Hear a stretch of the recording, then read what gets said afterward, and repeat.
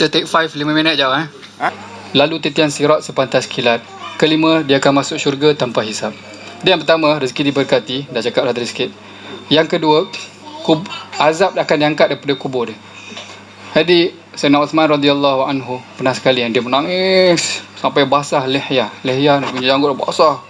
Dia punya hamba tanya dia, wahai Uthman radhiyallahu anhu, kau ni cakap pasal neraka, cakap pasal syurga, kau tak nangis macam ni? Kau lalu kubur kau boleh nangis macam ni, kenapa?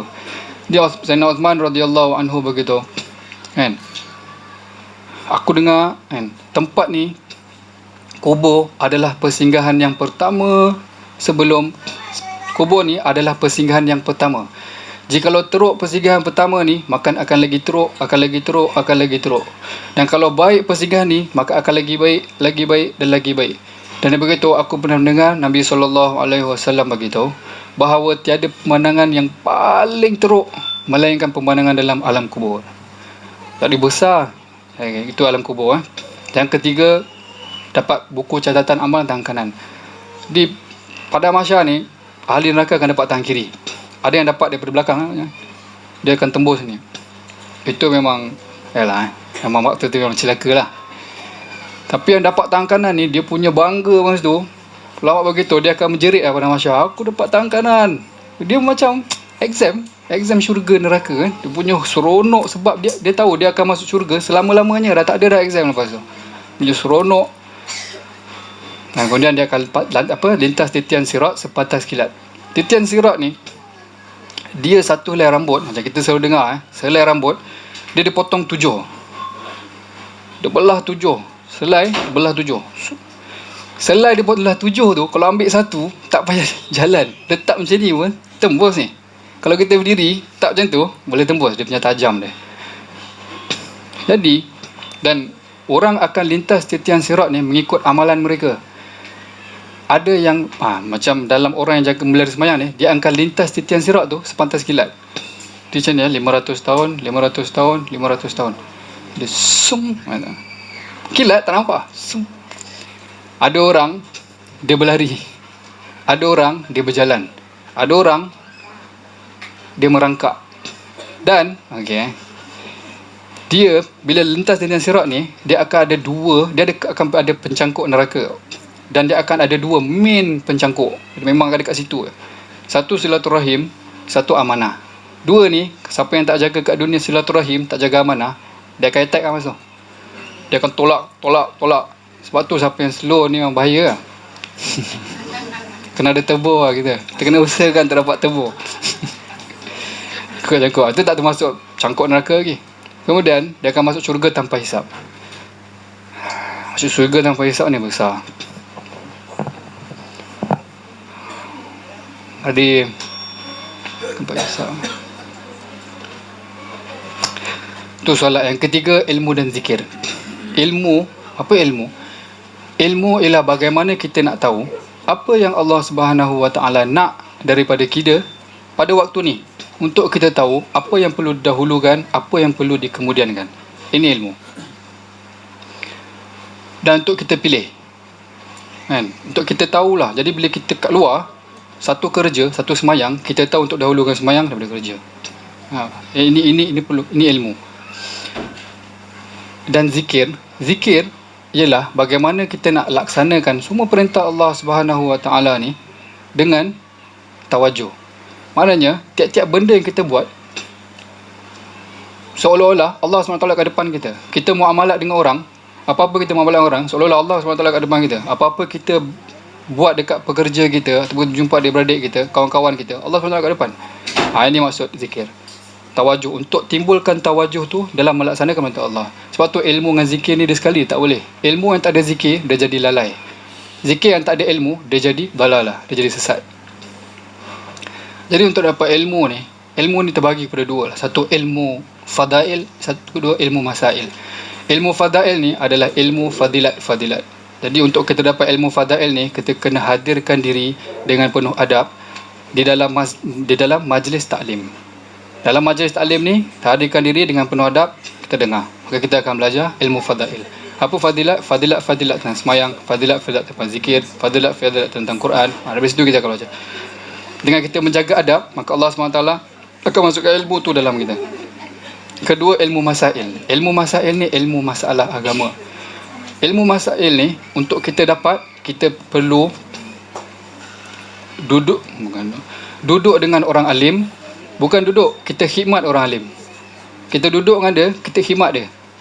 Kita tengok apa kita pemudahkan kerja dia dan kita khidmat dengan dia. Bukan kita duduk, kita tanya dia. Lepas tu orang tanya kita nak jadi ustaz. Bukan macam tu. Kita duduk, kita khidmat dia. Apa yang dia nak. Bila ada ruang, kita tanya. Ada ruang, kita tanya. Ustaz, macam ni masalah-masalah. Apa cakap? Ya, betul. Jadi untuk dapat, dan zikir pula, ialah cara nak dapatkan ilmu dan zikir ni. Tadi ilmu, sama ilmu fadail, ilmu masail. Yang kedua, kita dakwahkan tentang ilmu lah, tekan kepentingan ilmu ni. Dan kita doa supaya Allah SWT masukkan hakikat ilmu dan zikir dalam diri kita. Jadi zikir ni, orang yang ada hubungan dengan Allah, orang yang berzikir ni adalah orang yang ada hubungan dengan Allah. Pada sisi Allah, dia ni hidup. Tapi orang yang tak berzikir ni, maka pada sisi Allah, dia ni bukan orang yang hidup, dia ni orang yang mati. Dia ni tak ada pada sisi Allah. Ada satu orang yang keluar daripada rumah dia untuk menuntut ilmu, maka malaikat akan hamparkan sayap. Dan kalau dia tak balik hari tu, dia mati, maka Allah SWT akan kira dia punya kematian sebagai mati syahid. Dan zikir, orang yang zikir ni, dia hidup di sisi Allah, dan orang tak zikir, dia mati pada pandangan Allah SWT. Itu sifat yang ketiga. Yang keempat, ikram muslimin. Ikram muslimin ni adalah memuliakan orang Islam. Maksud dia ialah bagaimana kita nak tunaikan hak orang Islam tanpa kita tuntut hak kita. Kita tunaikan hak orang lain, tapi kita tak tuntut hak kita. Dan bagaimana kita nak muliakan semua orang Islam mengikut kedudukan dia dan mengikut kemuliaan dia. Ini sifat ikram muslimin. Jadi dia tahu macam nak muliakan orang ni macam ni. Dengan kawan dia lain macam dengan orang tua. Dengan orang tua lain macam pakcik dia. Dengan pakcik dia, makcik dia lain dia macam mak ayah dia. Adik-beradik dia lain macam tu. Dia ada tempat dia, ikut kedudukan, dia muliakan. Jadi ikram muslimin ni yang paling basic. Ikram muslimin yang paling rendah sekali martabat dia adalah muliakan orang alim, dia hormat orang tua dan disayangi kanak-kanak. Ini yang paling basic. Tiga. Dan tapi yang paling tinggi dan sangka baik ni pun termasuk sangka baik ni pun basic. Sangka baik ni dia bila keadaan baik tak susah untuk sangka baik, tapi bila keadaan teruk, itu yang Allah SWT nak kita sangka baik. Dalam keadaan, kalau kita dalam keadaan tu memang senang nak sangka buruk, masa tu Allah suruh kita sangka baik. Ini pun antara daripada ikram muslimin lah. Dengan kita muliakan orang lain, kita muliakan orang Islam yang lain, kita akan ada sifat ni, belajar untuk sangka baik. Dan bukan senang susah lah. Tapi kita usahakan lah. Ini sifat-sifat yang kita nak usahakan tiap hari minta kepada Allah SWT. Dan yang paling tinggi sekali, antara yang tinggi adalah kita korbankan diri kita untuk kebaikan agama orang lain. Ni ikram muslimin yang tinggi, memuliakan orang Islam yang lain. Misal zaman Sayyidina Umar radhiyallahu anhu, satu orang dia dah murtad. Jadi bila dia murtad, dia takut, dia cabut, dia keluar.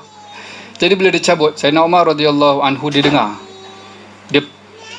Dia bentuk satu jemaah sahabat, 2 orang, dia cakap, kau pergi cari orang ni, pujuk dia masuk Islam balik. Jadi untuk sahabat radhiyallahu anhum ni, untuk pergi kepada orang tu, makan masa 6 bulan nak sampai ke orang tu. Jadi bila dia sampai jumpa orang tu, kami ni utusan daripada Khalifah Amirul Mukminin Sayyidina Umar radhiyallahu anhu. Kami datang nak ajak kau masuk Islam balik. Orang tu boleh aku masuk Islam, tapi dengan syarat, 3 syarat. Pertama, aku nak Khalifah maafkan aku punya kesilapan. Aku boleh masuk Islam balik, tapi maafkan kesilapan aku. Aku tak dikenakan dikenakan hukuman. Dia sahabat ni kata, boleh, kami boleh uruskan, kami boleh bagi tahu Khalifah. Okey, tamam. Yang kedua, bagi tahu Khalifah, kalau aku balik Islam, aku nak kahwin dengan anak dia. Sahabat radhiyallahu anhu kata, boleh, tak ada masalah. Nanti kami cakap dengan Khalifah. Yang ketiga, kalau aku balik Islam, aku nak jadi Khalifah. Aku nak jadi khalifah. Sahabat radhiyallahu anhu pening. Ini tak boleh.